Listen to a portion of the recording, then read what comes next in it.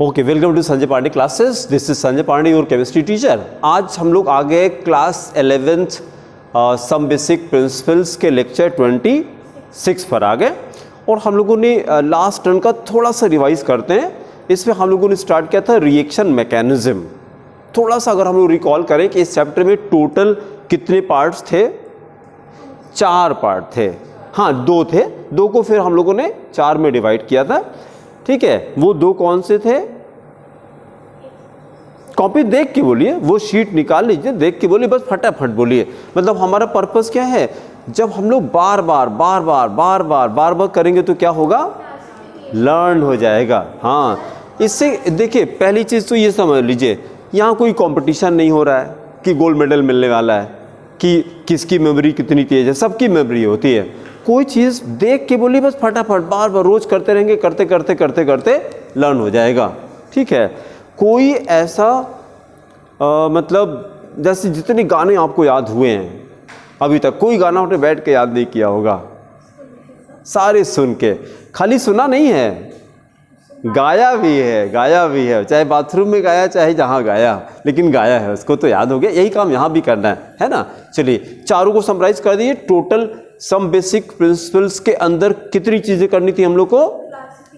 Classification, correct. Classification, nomenclature को हम मिला के खाली नॉमेनक्लेचर कह रहे हैं। उसके बाद फिर आइसोमेरिज्म, बहुत अच्छा। Analysis of organic compound, correct, तीसरा हो गया। ऑर्गेनिक रिएक्शन, उसी को हम शॉर्ट में रिएक्शन मैकेनिज्म कहते हैं। अब हेडिंग करिए रिएक्शन मैकेनिज्म। चौथा पार्ट है रिएक्शन मैकेनिज्म। एनालिसिस हमने जंप कर लिया, एनालिसिस को बाद में करेंगे, इसके बाद करेंगे। क्यों? क्योंकि वो 1 डे चैप्टर है, एक दिन में खत्म हो जाता है। ठीक है, तो बस मैकेनिज्म करके इसके बाद एनालिसिस वाला लेंगे हम लोग। तो 4 चीजें हो गई हम लोग को। ऐसे करते करते लर्न हो जाएगा। नहीं तो देखिए, एकाएक जब पूछते हैं तो आपको सोचना पड़ता है कि कौन कौन से चैप्टर थे, और ऐसे करते करते लर्न हो जाएगा। अब बिना देखे बोलिए, 4 चैप्टर कौन कौन से करने थे? पहला था हमको नॉमेनक्लेचर। ठीक है, क्लासिफिकेशन और नॉमेनक्लेचर को मिला के हम लोग नॉमेनक्लेचर कह रहे हैं शॉर्ट में, नॉमेनक्लेचर। फिर दूसरा क्या था? आइसोमेरिज्म। दूसरा हम लोग को करना था आइसोमेरिज्म। तो ये दोनों हम लोग कर चुके, नॉमेनक्लेचर कर चुके और आइसोमेरिज्म कर चुके। और उसका तीसरा क्या था? Analysis of organic compound. Organic compound, उसी को हम लोग अभी इसके बाद करेंगे। हम लोगों ने रिएक्शन मैकेनिज्म स्टार्ट कर लिया, तो अब चारों याद हो जाएंगे। ठीक है, अच्छा, अब देखिए जरा रिएक्शन मैकेनिज्म में क्या हम लोग स्टडी करते हैं। ये देखिए चारों सामने दिखाई पड़ रहा है। एक तो जैसे आपने 2 पार्ट में कहा था, 2 पार्ट ये था, क्लासिफिकेशन, नॉमेनक्लेचर, आइसोमेरिज्म पहला पार्ट था। दूसरी पार्ट में analysis of organic compound and reaction mechanism, ऐसे करके था। और हम लोगों ने पहले भी कई बार बता चुका इस बात को कि इसी चैप्टर को GOC के नाम से भी जानते हैं। फुल फॉर्म क्या? General organic chemistry. मतलब GOC में क्या करते हैं? 4 चीजें करते हैं, इसी को मिला के GOC भी कहा जाता है ना। लेकिन GOC के नाम से किसी बुक में कोई चैप्टर नहीं है, खाली कोचिंग्स में होता है। कई कोचिंग्स में इसी को GOC भी कहा जाता है। तो जनरल ऑर्गेनिक केमिस्ट्री, तो देखिए जब आपको ये चारों चैप्टर समझ में आ जाए तो लगेगा अच्छा GOC इसको कहते हैं। GOC का मतलब कि basics of organic chemistry. Can we study organic chemistry without nomenclature? सवाल ही उठता है, भाई बीच में कंपाउंड आएगा तो कैसे उसको बताएंगे आप? तो ये तो GOC के अंदर आ ही रहा है, GOC के अंदर ही तो आ रहा है। और फिर आइसोमेरिज्म ऐसा फिनोमेना है कि पूरे ऑर्गेनिक केमिस्ट्री में चलता है। कहीं कोई फॉर्मूला है तो वो उसका स्ट्रक्चर कैसे एग्जिस्ट कर रहा है। Compound having same molecular formula but different structural formula, they're called isomers. तो आइसोमेरिज्म सोच के आंसर करेगा, isomerism is shown by what type of compounds? बताइए।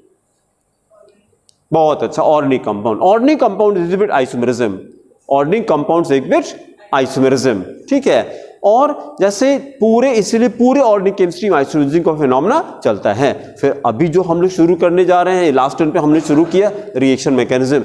इसके बिना तो ऑर्गेनिक केमिस्ट्री चल ही नहीं सकती।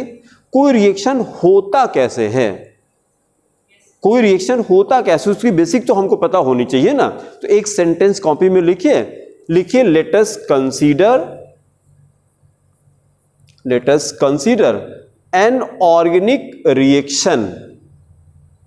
Let us consider an organic reaction. ये कितने पेज नंबर पे होगा? ये जो रिएक्शन मैकेनिज्म है ये हम लोग पहुंच गए 15। हाँ, ये देखिए, ये जो एनालिसिस ऑफ ऑर्गेनिक कंपाउंड है उसमें आपको कुछ लिखना नहीं पड़ेगा, कुछ भी लिखना नहीं पड़ेगा, सारा मैंने प्रिंटेड कर दिया है। तो खाली ये नोट्स वो तो हमने अपलोड कर ही दिया, उसके ऊपर ग्रुप पे तो डाल ही दिया है। ये शीट है आपके पास, आपके फ़ोन पे है, वहाँ से देखेंगे ये पूरा यही शीट तो आपके फ़ोन पे है ना, ठीक है। तो इसको लिखना नहीं पड़ेगा, खाली ये आप सामने देखेंगे and I will explain, it will take only 1 day. एक दिन में ये खत्म हो जाता है एनालिसिस ऑर्गेनिक कंपाउंड। तो ये भी बाद में लेंगे, और अभी हम लोगों ने शुरू किया है इसके बाद वाला चैप्टर, ये रिएक्शन मैकेनिज्म, इसी के बाद आएगा ये, आ जाओ 3-4 पेज 5 पेज का ये आ गया, ये मैकेनिज्म फॉर ऑर्गेनिक रिएक्शन। इसी को शॉर्ट में हम क्या बोलते हैं? रिएक्शन मैकेनिज्म, ठीक है, रिएक्शन मैकेनिज्म। फिर अब हेडिंग आप अब एक सेंटेंस लिखे, let us consider an organic reaction. Organic reaction, और पिछले टर्न का थोड़ा सा देखिए हम समराइज कर लेते हैं, पीछे का रिकॉल कर लेते हैं, तो आप रिलेट कर पाएंगे कि कैसे रिएक्शन होता है। बस ये बैकग्राउंड चेंज कर लें, ब्लैक।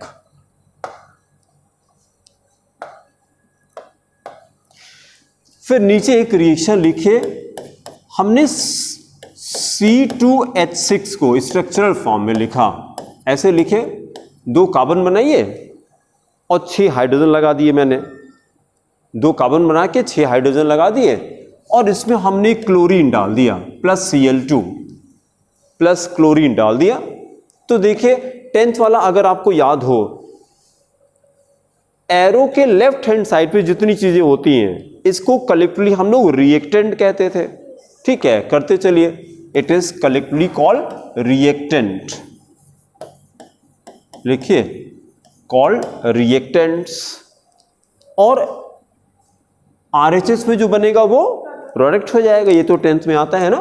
प्रोडक्ट में देखिए क्या बनेगा, 1 हाइड्रोजन हटा के क्लोरीन लगा दें तो हो जाएगा C2H5Cl। प्रोडक्ट बनाइए C2H5Cl प्लस क्या बना दिया जाए, HCl।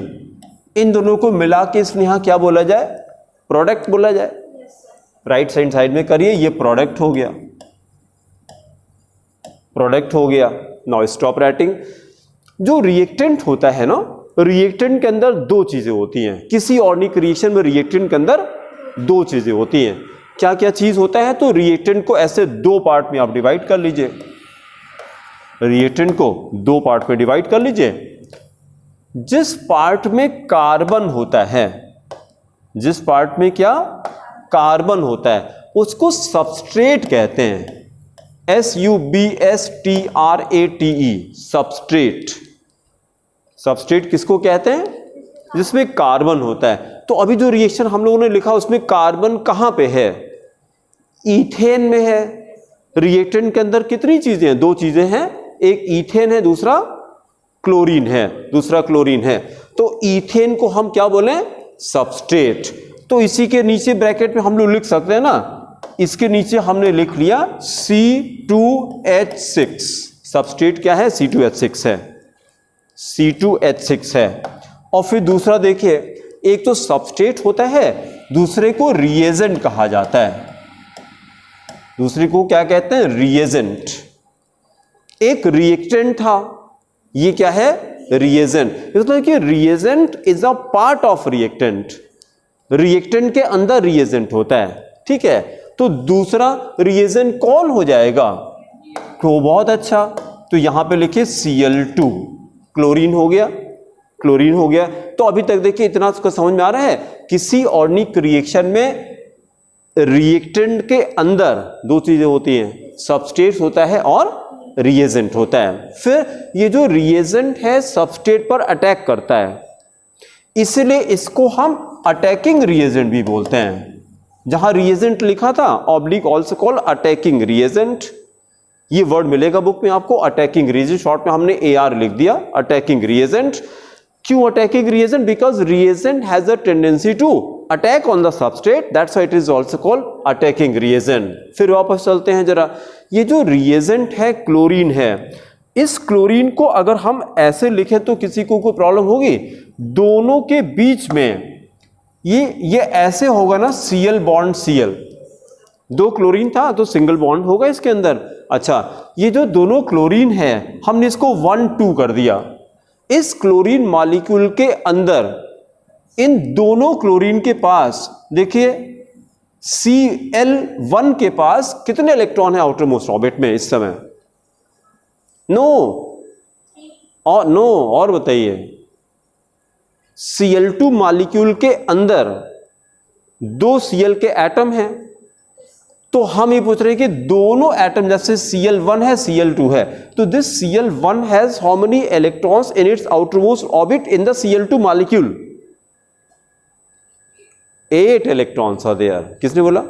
हाँ, बहुत अच्छा, 8 इलेक्ट्रॉन्स आर देयर। देखिए ऑक्टेट कंप्लीट हुई है तभी तो मॉलिक्यूल बना है, ऑक्टेट कंप्लीट करने के लिए तो मॉलिक्यूल बनता है। तो याद रखिए किसी मॉलिक्यूल में जब कोई कंपाउंड को दिखाई पड़े, किसी मॉलिक्यूल में हर एक एलिमेंट की ऑक्टेट कंप्लीट होती है तभी तो मॉलिक्यूल बनता है, except hydrogen and helium.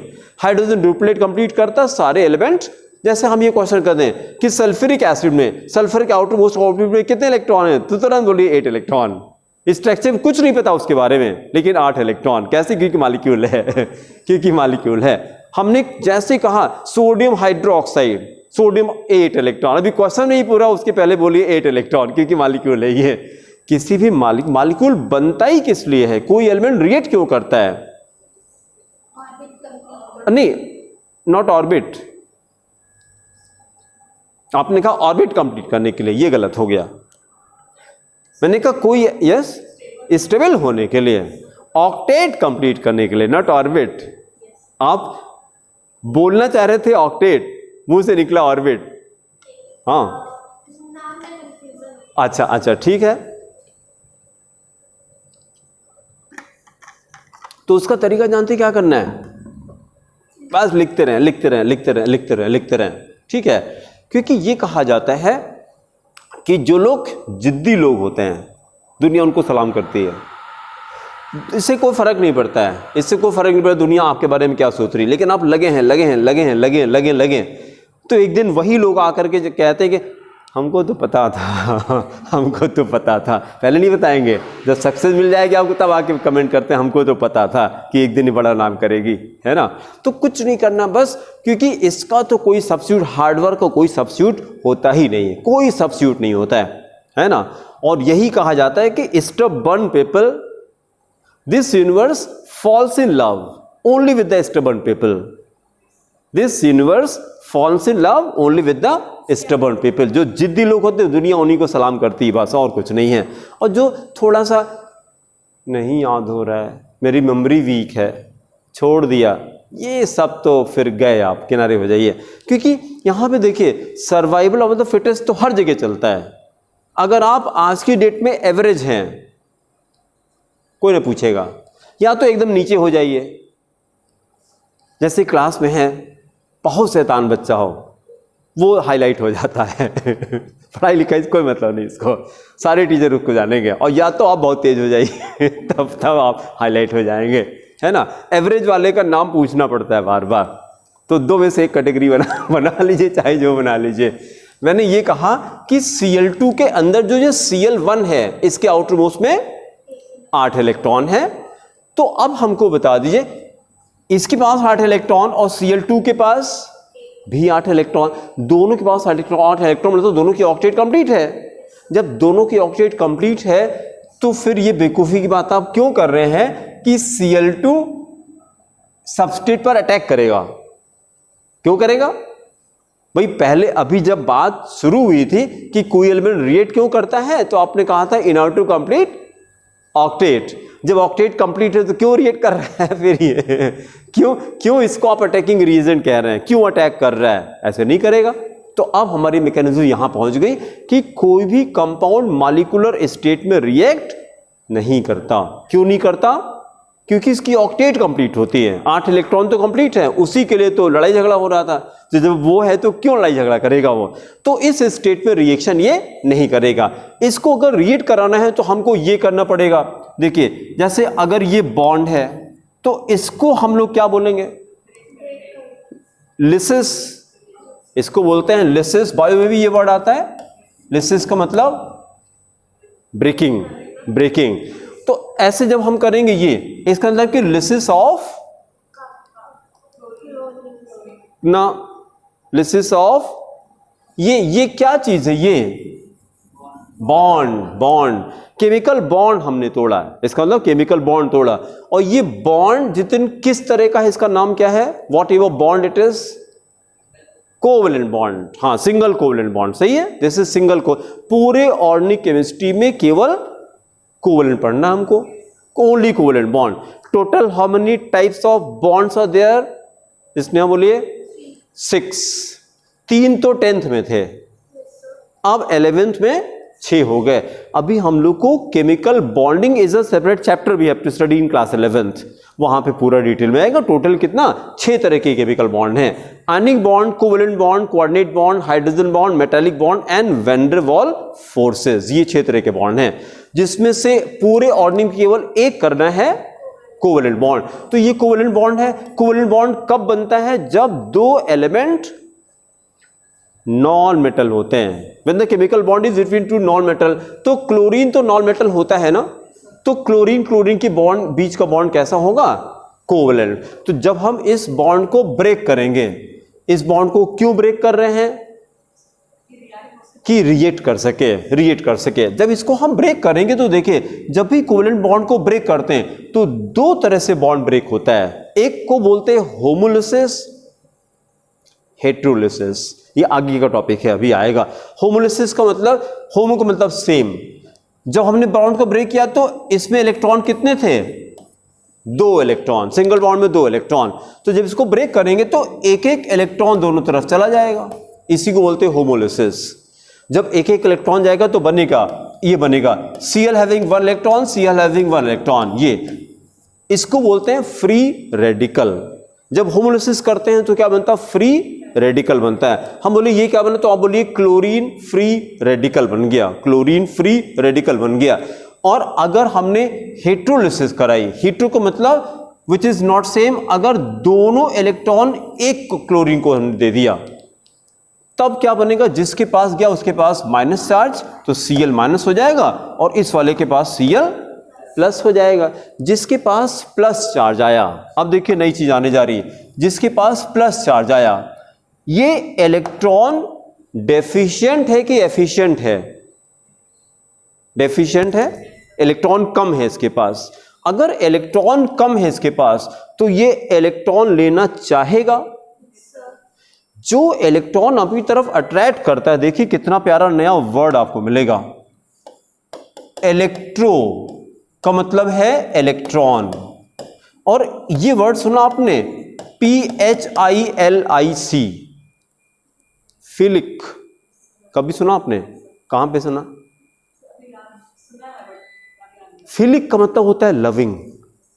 It's a wonderful, मतलब बड़ा प्यारा वर्ड है फिलिक, फिलिक, या अट्रैक्टिंग कह सकते हैं, अट्रैक्टिंग कह सकते हैं। इसी का अपोजिट होता है फोबिक। ये आपने सुना होगा, फोबिक। कहते हैं कि हमको तो केमिस्ट्री से फोबिया है, हमको मैथ्स की फोबिया है, मैथ्स की फोबिया, मैथ्स की फोबिया है ना, हमको भी मैथ्स की फोबिया, हमको बड़ा डर लगता है मैथ्स से, ठीक है। तो कोई फर्क नहीं पड़ता है। नोबेल प्राइज किसके नाम पे शुरू हुआ था? अल्फ्रेड नोबेल के नाम पे। अल्फ्रेड नोबेल, उसने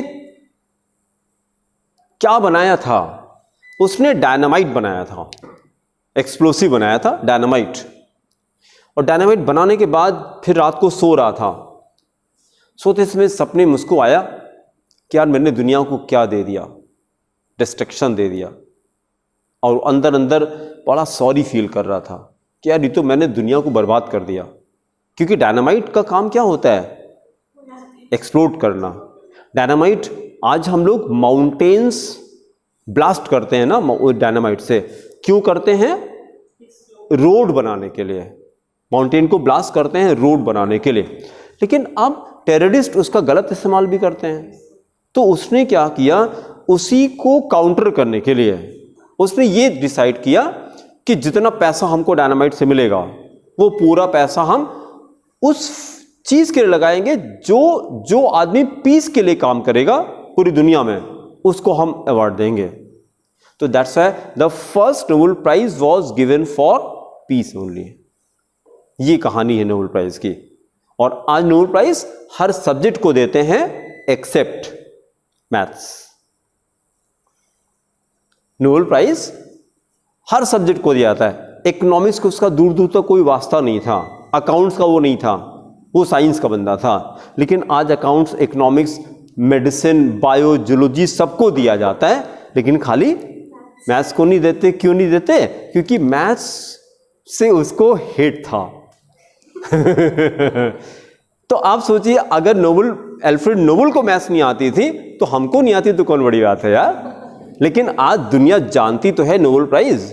एक नोबेल प्राइज इंडियन करेंसी में 7 करोड़ का होता है।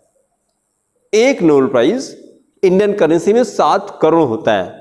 और ये वो पैसा होता है, इसको अगर आप बैंक में डाल दीजिए और उसके बाद सो जाइए जिंदगी भर के लिए, रोज सुबह जब आपकी आंख खुलेगी तो 10,000 रुपये आपके अकाउंट में ट्रांसफर हो जाएगा रोज सुबह। इसको 7 करोड़ कहा जाता है। ठीक है।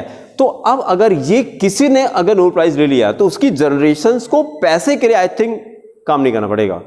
10,000 रोज मिलेगा आपको, 10,000 रोज मिलेगा, 10,000 रोज मिलेगा। खर्च करें चाहे ना करें, आपके अकाउंट में ट्रांसफर होता रहेगा रोज। इसको 7 करोड़ कहा जाता है। ठीक है। तो नोबेल प्राइज मतलब कहने का ये स्टोरी सुनाने का मेरा पर्पस क्या था कि अगर आपके अंदर कोई चीज कमी लग रही है तो ठीक है, लेकिन कोई अच्छी चीज भी तो होगी, तो focus on that good thing. भाई अगर हम ना बताते तो अल्फ्रेड नोबेल के बारे में आपको क्या पता था कि इसको मैथ्स नहीं आती? अगर ना बताते तो क्यों? क्योंकि नोबेल प्राइज को इतना हाईलाइट कर दिया गया। तो उसी तरह से अपने को देखे, जैसे कोई चीज है अपने अंदर स्ट्रेंथ ढूंढा करिए कि मेरे अंदर अच्छी चीज क्या, उसी को और स्ट्रांग करेंगे और स्ट्रांग करें। भाई बायो स्ट्रांग है तो बायो को और स्ट्रांग कर देंगे, फिर इतना स्ट्रांग करेंगे कि फिजिक्स केमिस्ट्री इसी में रिजॉल्व हो जाएगी। भाई हमको मेरिट से मतलब है ना, तो और समय पासिंग ले लिया और इससे मेरिट बना दी मैंने बायो से। तो जो अच्छा लगता है वो करना शुरू करिए। ठीक है। यहां पर आते हैं, हमने ये किया। फोबिक का मतलब क्या है? हेटिंग। फिलिक का मतलब है लविंग। तो ये जिसके पास पॉजिटिव चार्ज होता है, जैसे Cl+ आया, तो इसको हम बोलते हैं electrophile. Electro means electron, file philic से बनाया लविंग। तो जिसके पास पॉजिटिव चार्ज होगा, जैसे मैंने कहा H+ इज एन इलेक्ट्रोफाइल, तो आप रिलेट करिएगा। H+ इज एन इलेक्ट्रोफाइल, मतलब इलेक्ट्रोफाइल किसको कहा जाता है? जिसके पास पॉजिटिव चार्ज होता है। जिसका पॉजिटिव चार्ज कब आता है? जब इलेक्ट्रॉन कम होते हैं। कोई भी एलिमेंट है, हमने ये किया H3O+, इसको क्या बोलते हैं? Hydronium ion. H3O+ is called hydronium ion. तो क्या इसको इलेक्ट्रोफाइल कह सकते हैं? क्या कह सकते हैं? क्योंकि पॉजिटिव चार्ज है। तो अब जिसके पास पॉजिटिव चार्ज होगा उसको हम क्या बोलेंगे? E+। E का मतलब इलेक्ट्रोफाइल। हाँ, जब पॉजिटिव चार्ज होगा तब बेटा Al ना, हाँ ट्रिपल+ होगा, अब इसको इलेक्ट्रोफाइल कहेंगे।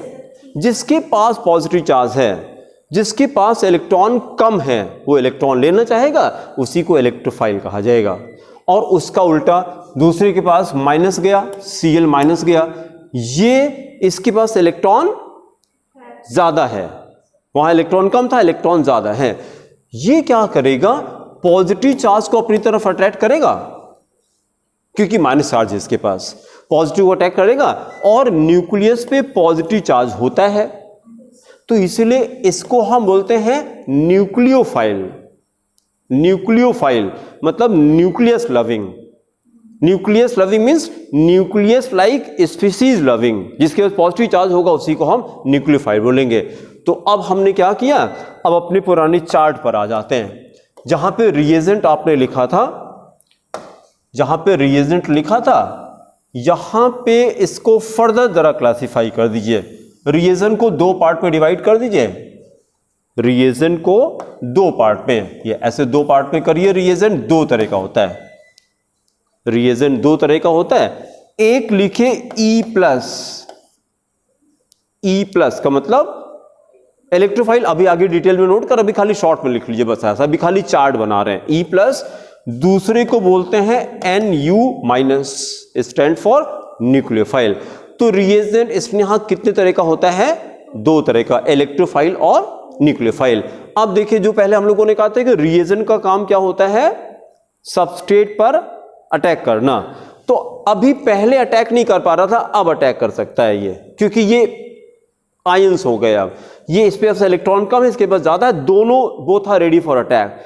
ये दोनों कहां अटैक करेंगे, तो सबस्ट्रेट पर अटैक करेंगे। सबस्ट्रेट पे कहां अटैक करेंगे, तो आंसर इज सबस्ट्रेट कार्बन पे अटैक करते हैं, सबस्ट्रेट कार्बन पे। तो जरा सबस्ट्रेट के अंदर हम लोग चलते हैं। सबस्ट्रेट में क्या था बताइए जरा। सबस्ट्रेट में, सबस्ट्रेट जहां लिखा था उसके नीचे आपने क्या लिखा है, C2H6, C2H6। तो C2H6 के अंदर जो दो कार्बन हैं, इसी पर अटैक करना है रिएजेंट को। तो ये 1 कर लें, इसको 2 कर लें, लेकिन फिर वही प्रॉब्लम आ रही, दोनों कार्बन की ऑक्टेट कंप्लीट है, क्योंकि चारों बॉन्ड तो दिखाई पड़ रहे हैं ना। जब ऑक्टेट कंप्लीट है तो इसके भी रिएक्ट नहीं करेगा। Reagent is ready for attack, लेकिन सबस्ट्रेट कर रहा, मेरे को जरूरत क्या है यार, मेरे पास आउट इलेक्ट्रॉन है पहले से। तो फिर वही काम यहां भी करते हैं। अगर रिएक्शन होना है तो इनकी ऑक्टेट पहले डिस्टर्ब कर दें। कैसे करें, लाइसिस कर दें। लाइसिस हमने किया, फिर वही किया, होमोलिसिस करें या हेटेरोलिसिस करें। आगे हम लोग अभी करेंगे। होमोलिसिस कराने के लिए दो कंडीशन होती है। एक तो both the reactant should be in the gaseous state and there should be sunlight और high temperature। अगर दोनों में से एक भी नहीं है तो हेटेरोलिसिस हो जाती है। तो ये दोनों कंडीशन तो हर जगह होती नहीं है। जैसे मैंने कुछ नहीं कहा और बॉन्ड को ब्रेक कराना है तो आप हेटेरोलिसिस कराइएगा। अगर होमोलिसिस करनी होगी तो हम माहौल बनाएंगे पहले से। माहौल का मतलब क्या, both the reactants are in the gaseous state, उसमें से एक भी गैस नहीं है तो हेटेरोलिसिस हो जाएगी, या सनलाइट नहीं है या टेम्परेचर नहीं है तो हेटेरोलिसिस हो जाएगी। तो अभी मैंने कुछ नहीं कहा तो हेटेरोलिसिस हो जाएगी, कुछ नहीं कहा मैंने, हेटेरोलिसिस हो जाएगी। जब इसको बॉन्ड ब्रेक करेंगे तो एक तरफ कार्बन इलेक्ट्रॉन जाएगा, जिसके पास जाएगा उसके पास माइनस चार्ज, जिसके पास प्लस चार्ज, जिसके पास पॉजिटिव चार्ज है इसको बोलते हैं कार्बोनियम आयन। अब पहले सुन लीजिए, कार्बोनियम आयन, या इसको बोलते हैं कार्बोकैटायन। और जिसके पास नेगेटिव चार्ज होता है इसको बोलते हैं, सॉरी नेगेटिव चार्ज, इसको बोलते हैं कार्बन आयन। C प्लस को बोलते हैं कार्बोनियम आयन, कार्बोनियम आयन, इसको बोलते हैं कार्बन आयन। और अगर हमने होमोलिसिस कराई है तो फिर C having 1 electron, C having 1 electron, एक एक इलेक्ट्रॉन दोनों में चला जाएगा। इसको क्या बोलेंगे, फ्री रेडिकल, फ्री रेडिकल। तो अब जरा देखिए, जरा तीन चीजें हमको पता लगी। सबस्ट्रेट ने क्या क्या बनाया, carbonium ion, carbon ion, free radical. इन तीनों को मिला करके बोलते हैं intermediate.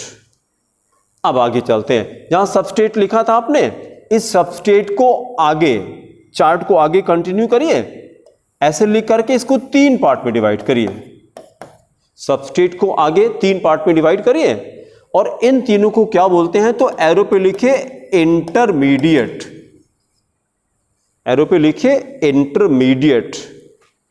There are how many types of intermediates, बोलिए 3 टाइप्स ऑफ इंटरमीडिएट। उनको क्या क्या कहते हैं, हाँ जोर से बोलिए जितेंद्र, बहुत अच्छा। या उसी को कार्बोनियम आयन भी कहते हैं। लिखते कैसे जितेंद्र, C प्लस से लिखते हैं, हाँ बहुत अच्छा, ऐसे बोलते रहिए। फिर दूसरा C माइनस, तीसरा FR, शॉर्ट में मैंने लिखा फ्री रेडिकल, फ्री रेडिकल। इतना मैंने लास्ट टर्न पे किया था। ठीक है, मैंने गाड़ी को तेज चला करके मैंने समराइज कर लिया कि आपको समझ में आए कि क्या बात हो रही थी। ठीक है, अब हम लोग अपने टॉपिक पर आ गए। अब तक बात ये हो गई, we have got 5 new terms in chemistry: electrophile, nucleophile, carbonium ion, carbon and free radical. ये पांचों वर्ड समझ आएंगे क्या होता है जब इसको यूज करेंगे हम लोग। इलेक्ट्रोफाइल, न्यूक्लियोफाइल क्या होता है तो आप बोलिए these are 2 types of reagents. इसको क्या कहते हैं? C+C-Fr ना, intermediate. These are intermediate. Intermediate क्या होता है तो आप बोलिए सबस्ट्रेट डायरेक्टली रिएक्ट नहीं करता है। सबस्ट्रेट रिएक्ट करता है जब पहले वो उसका बॉन्ड ब्रेक होता है, इंटरमीडिएट बनाता है। 3 तरह का इंटरमीडिएट होता है। तो अब एक एक करके हम लोग स्टार्ट करेंगे। अब नई हेडिंग करिए, यहां पे देखिए, जब आप शीट को देखेंगे तो आपको समझ आएगा कि ये हम लोग का पहला टॉपिक था, सबसे पहला टॉपिक था ये। अब हेडिंग करिए रिएजेंट्स। वर्ड समझ आएगा? रिएजेंट्स। रिएजेंट्स कितने तरह का होता है? 2 तरह का। तो अब फिर नीचे हेडिंग करिए, नंबर 1 इलेक्ट्रोफिलिक रिएजेंट्स। हेडिंग करिए नंबर 1 इलेक्ट्रोफिलिक रिएजेंट्स और इलेक्ट्रोफाइल्स। और इलेक्ट्रोफाइल्स कैसे रिप्रेजेंट करते हैं इसको? ब्रैकेट में कैपिटल E और उसके ऊपर पॉजिटिव चार्ज E+, E लिख करके ऊपर positive charge E+। Then write definition, electrophiles are such reagents, electrophiles are such reagents which are electron deficient,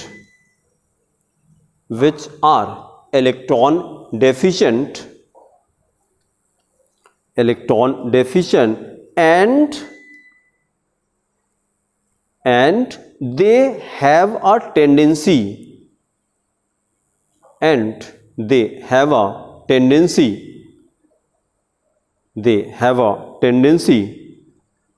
to accept electrons. They have a tendency to accept electrons. Full stop. In other words,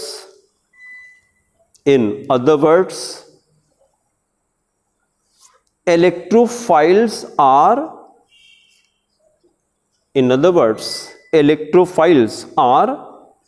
electron withdrawing reagents.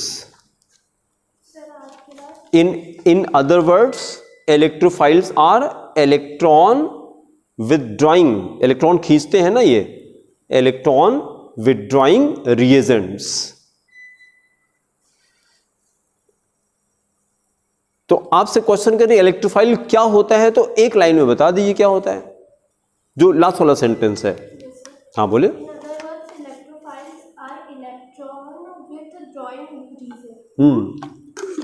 Electron withdrawing, पूरा word एक साथ बोलते हैं, withdrawing नहीं, withdrawing.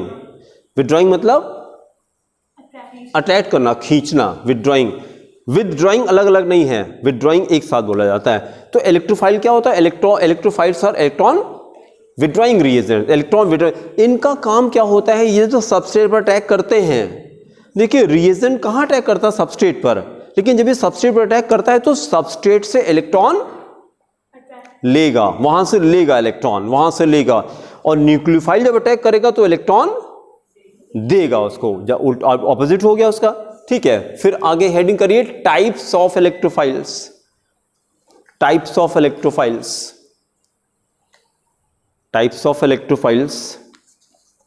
अगर electrophile पे positive charge है तो इसको बोलते हैं पॉजिटिव इलेक्ट्रोफाइल। नंबर 1 लिखिए, पॉजिटिव इलेक्ट्रोफाइल्स।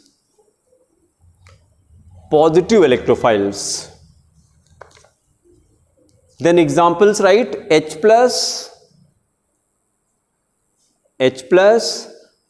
H3O+ को क्या बोलते हैं? Hydronium, H3O+। And Cl plus etcetera. जितने पॉजिटिव वाले हैं 3 हमने लिख दिए, H plus, H3O plus, Cl plus. इनको क्या कहते हैं? These are example of positive electrophile. Positive electrophile. Number 2 लिखिए neutral electrophiles. Neutral electrophiles, neutral electrophiles. Now stop writing. There is no charge but even then they have a tendency to attract electron। Charge तो नहीं है लेकिन उसके बाद भी अगर किसी के पास इलेक्ट्रॉन खींचने की टेंडेंसी है तो इसको हम बोलेंगे न्यूट्रल इलेक्ट्रोफाइल। ये वर्ड समझ आएगा। इलेक्ट्रोफाइल का मतलब इलेक्ट्रॉन विड्रॉइंग, न्यूट्रल मतलब कोई चार्ज नहीं है। तो अब देखिए जरा, हम इसमें से कोई भी कंपाउंड ले लें, जैसे हमने AlCl3 को लिया। देखिए सब लोग जानते हैं, ये देखिए एल्युमिनियम की कहीं भी कोई चार्ज है क्या? AlCl3 is the well known compound. FeCl3 compound होता है, BF3 कंपाउंड होता है। इन सारे में क्या चीज कॉमन है कि कोई चार्ज तो नहीं है, लेकिन देखिए यहां कितने इलेक्ट्रॉन, सिंगल बॉन्ड में 2 इलेक्ट्रॉन होते हैं। तो इस एल्युमिनियम के आउटर मोस्ट में अभी आपको कितने इलेक्ट्रॉन दिखाई पड़ रहे हैं? 6 इलेक्ट्रॉन है। It is short of 2 electrons. 2 electron कम है ना, क्योंकि ऑक्टेट तो 8 से कंप्लीट होती है, तो कोई चार्ज तो नहीं है but it is electron deficient. अंदर अंदर दिखावा तो नहीं कर रहा है लेकिन ललचा रहा है कि मिल जाए तो मजा आ जाए। कभी कभी ऐसा हुआ कि आप गुस्सा हैं और नहीं हम नहीं खाना खाएंगे, नहीं नहीं खा लो बेटा खा लो, नहीं आज नहीं खाएंगे खाना। फिर 2-3 बार हो गया, भूख लगी है अब लेकिन आप ईगो ज़्यादा है, आप कह चुके नहीं खाएंगे और अंदर अंदर मन हो रहा है अब की बार पूछ ले तो हम खा ले खाना। कभी ऐसा हुआ? कभी नहीं हुआ। चलिए कोई बात नहीं, मेरे साथ कई बार ऐसा हो चुका। तो फिर उसके बाद जब वो कुछ नहीं कहती तो हम खुद ही जाके खा लेते। भूख लगी तो खाना पड़ेगा ना। तो न्यूट्रल इलेक्ट्रोफाइल क्या होता? कोई चार्ज तो नहीं होता, दिखाने के लिए कोई चार्ज नहीं है कि नहीं हमको इलेक्ट्रॉन की कोई जरूरत नहीं, कुछ नहीं, लेकिन अंदर अंदर इसका मन कहता है इलेक्ट्रॉन मिल जाए तो हम स्टेबल हो जाएं। क्योंकि ऑक्टेट तो every element has a tendency to become more stable. और कैसे होता है? ऑक्टेट कंप्लीट करके। तो इसके पास कोई चार्ज तो नहीं है लेकिन 2 इलेक्ट्रॉन तो कम है, तो it will always have a tendency to have 2 electron. That's why it is called neutral electrophile. Example लिखे AlCl3, AlCl3, BF3 and FeCl3 etc. and FeCl3 etc. FeCl3 etc. फिर अगला टॉपिक करिए न्यूक्लियोफिलिक रिएजेंट्स। इलेक्ट्रोफिलिक का उल्टा nucleophilic reagents. Nucleophilic reagents और क्या बोले? Nucleophiles. Short में न्यूक्लियोफाइल बोलेंगे, न्यूक्लियोफाइल। और शॉर्ट में लिखेंगे कैसे इसको?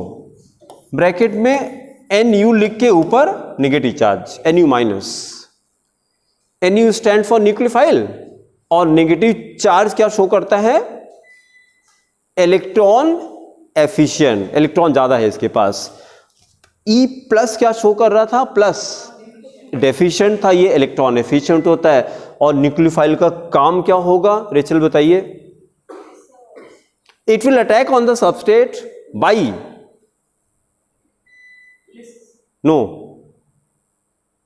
बाई डोनेटिंग इलेक्ट्रॉन, दो इलेक्ट्रॉन दे करके। भाई रिएजेंट का काम क्या होता है? रिएजेंट का काम होता है सबस्ट्रेट पर अटैक करना, आइदर बाई गेनिंग इलेक्ट्रॉन और बाई डोनेटिंग इलेक्ट्रॉन।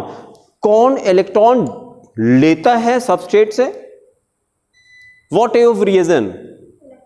इलेक्ट्रोफाइल। बहुत अच्छा, इलेक्ट्रोफाइल। उसी का ऑपोजिट न्यूक्लियोफाइल है। न्यूक्लियोफाइल जब भी रिएक्ट करेगा तो हमेशा क्या करेगा? दान करेगा। दान करेगा, दानी होता है कि इलेक्ट्रॉन बहुत ज्यादा है, तो ये हमेशा ढूंढता रहता है किसी को इलेक्ट्रॉन चाहिए, किसी को इलेक्ट्रॉन चाहिए, हाँ ले लीजिए। और इलेक्ट्रोफाइल क्या करेगा? लेने के लिए फिराक में रहेगा, कहीं से इलेक्ट्रॉन मिल जाए उसको। तो ये दोनों का काम है। ठीक है, तो डेफिनेशन बनाइए, लिखिए nucleophiles are nucleophiles are such reagents, nucleophiles are such reagents which are electron efficient, उल्टा हो गया, वो डेफिशिएंट था, electron efficient, electron efficient, and they have a tendency, and they have a tendency to attract, they have a tendency to attract positively charged species, positively charged species, positively charged species, full stop. In other words, nucleophiles are electron donating reagents, electron donating reagents. फिर classify करिए types of nucleophiles, next heading करिए types of nucleophile. Electrophile कितने तरह का था? 2 तरह का था। उसी तरह से न्यूक्लियोफाइल भी 2 तरह का हो गया। जिसमें नेगेटिव चार्ज रहेगा उसको नेगेटिव न्यूक्लियोफाइल। नंबर 1 लिखिए, negative nucleophiles. Number 1 is called negative nucleophile, negative nucleophile. तो देखिए पहले से हम लोग जानते हैं example OH minus, OH minus example लिखे OH माइनस। फिर क्या हो गया H माइनस जिसपे नेगेटिव चार्ज है बस H माइनस। और अभी क्लोरीन को ब्रेक किया था तो एक आया था Cl माइनस, Cl माइनस। तो न्यूक्लियोफाइल को हम लोगों ने कैसे पहचाना? माइनस चार्ज से पहचाना। और फिर उसी तरह से अगर कोई चार्ज नहीं है उसके बाद भी उसकी टेंडेंसी इलेक्ट्रॉन डोनेट करने की है, इलेक्ट्रॉन डोनेट करने की है, तो it will be called neutral nucleophile. देखिए जरा दूसरा लिखिए, number 2 neutral nucleophile, neutral nucleophile, neutral nucleophile. फिर जरा देखिए ये पहले से आपको पता है कि नहीं, अगर मेरे पास वाटर होता है, वाटर के पास ऐसा कुछ होता है क्या? ये क्या बनाया मैंने? Lone pair of electrons, these are lone pair of electron. Oxygen has how many? 2 lone pair of electrons. कैसे पता? ऑक्सीजन को जब भी रिएक्ट कराते हैं तो ऑक्सीजन के आउटर मोस्ट में कितने इलेक्ट्रॉन होते हैं? 6 इलेक्ट्रॉन होते हैं।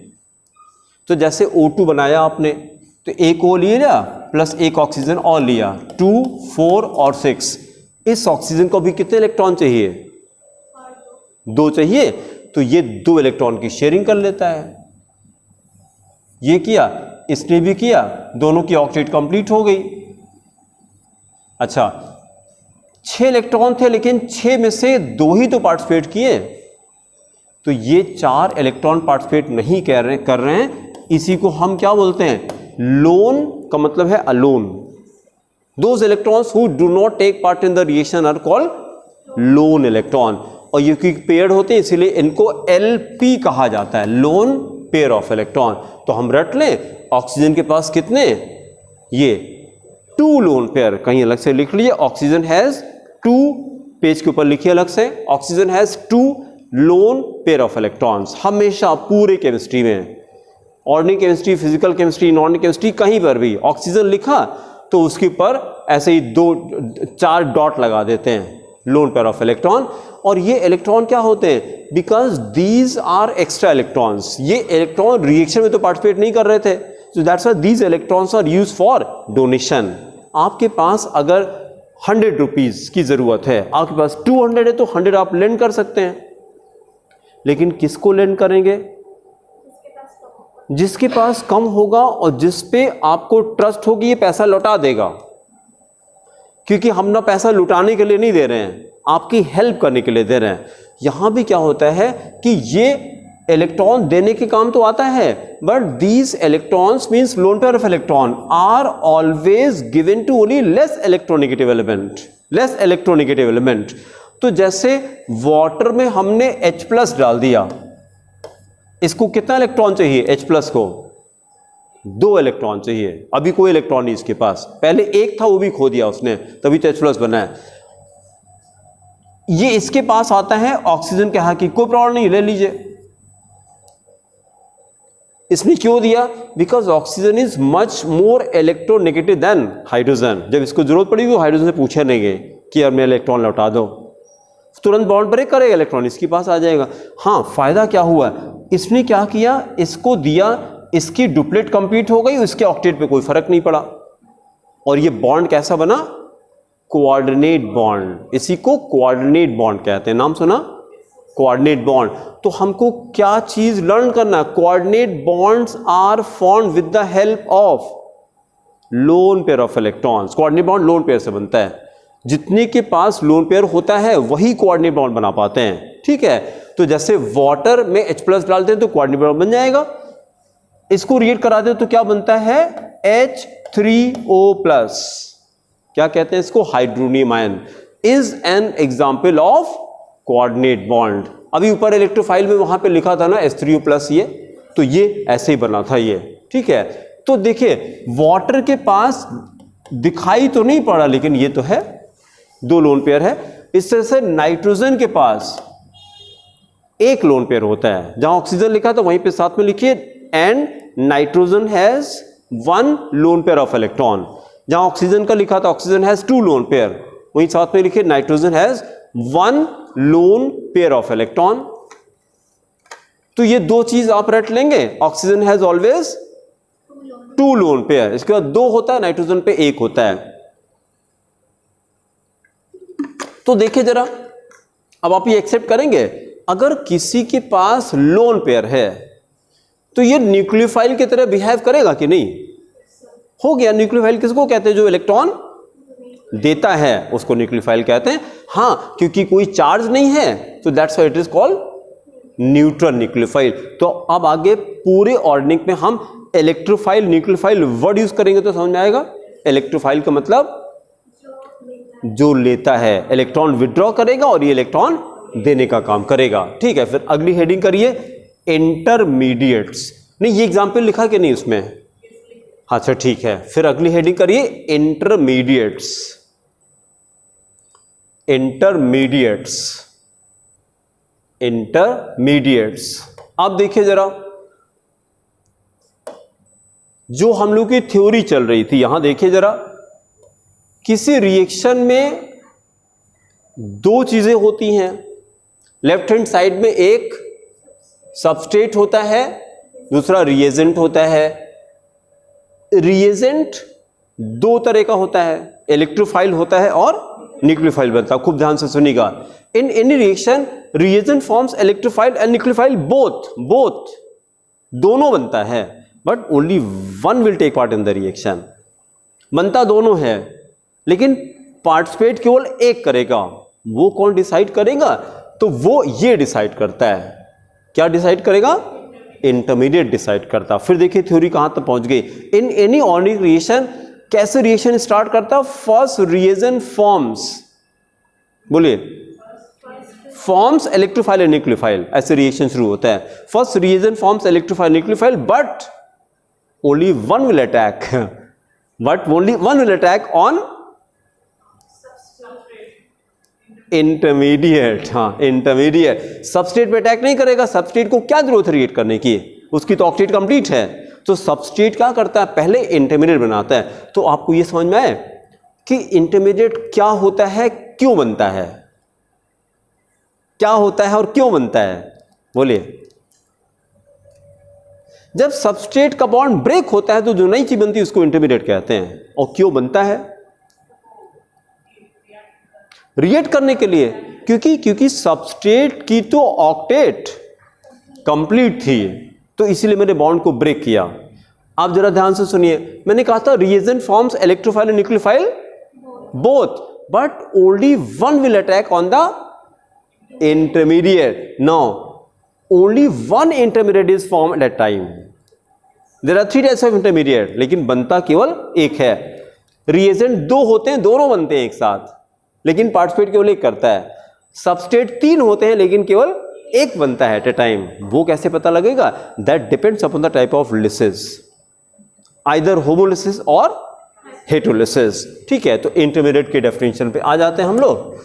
अब इंटरमीडिएट वर्ड आपको समझ आ गया, इंटरमीडिएट होता क्या है। ठीक है, ये डेफिनेशन कॉपी करेंगे, लिखिए द रिएजेंट, इंटरमीडिएट हेडिंग करके लिखिए द रिएजेंट, ब्रैकेट में E plus oblique NU minus oblique NU minus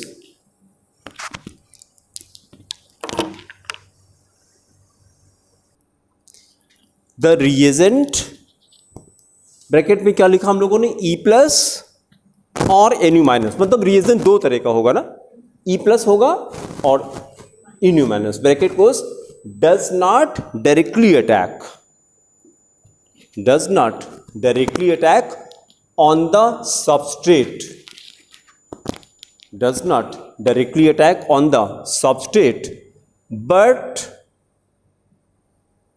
before its attack,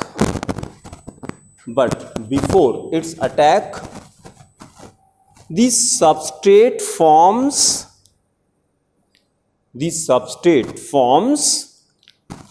an intermediate,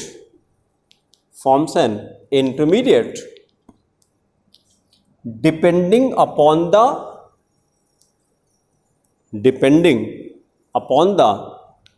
type of lysis,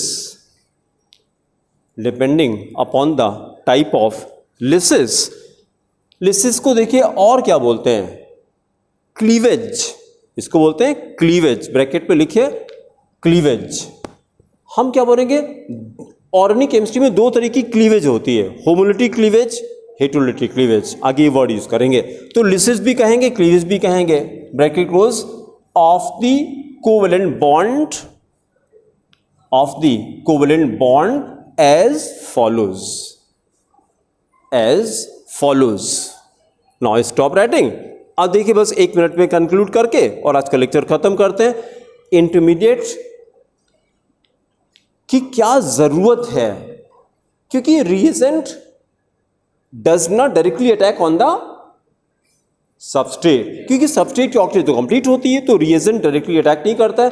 but before the attack of the reagent, first substrate forms an intermediate. हमने कहा forms an intermediate, there were 3 types of intermediate, लेकिन बनाते केवल एक है, तभी an intermediate कह रहे हैं। वो किस पे डिपेंड करता है? हाँ, लिसिस पे डिपेंड करता है। तो आगे लेक्चर हम लोग इसी से कंटिन्यू करेंगे, depending on the lysis, type of lysis as follows. तो 2 तरह के लिसिस हम लोग करेंगे। ठीक है, अगली हेडिंग कर दिए, नंबर 1 होमोलिटिक क्लीवेज, बस हेडिंग करके छोड़ दीजिए। होमोलिटिक क्लीवेज, या इसी को क्या बोलेंगे? Homolysis. It is called homolytic cleavage. Breaking को क्लीवेज भी कहा जाता है, होमोलिटिक क्लीवेज और होमोलिसिस। बस इतना हेडिंग करके छोड़ दिए, फिर अगले टर्न पे कंटिन्यू करेंगे। Thank you.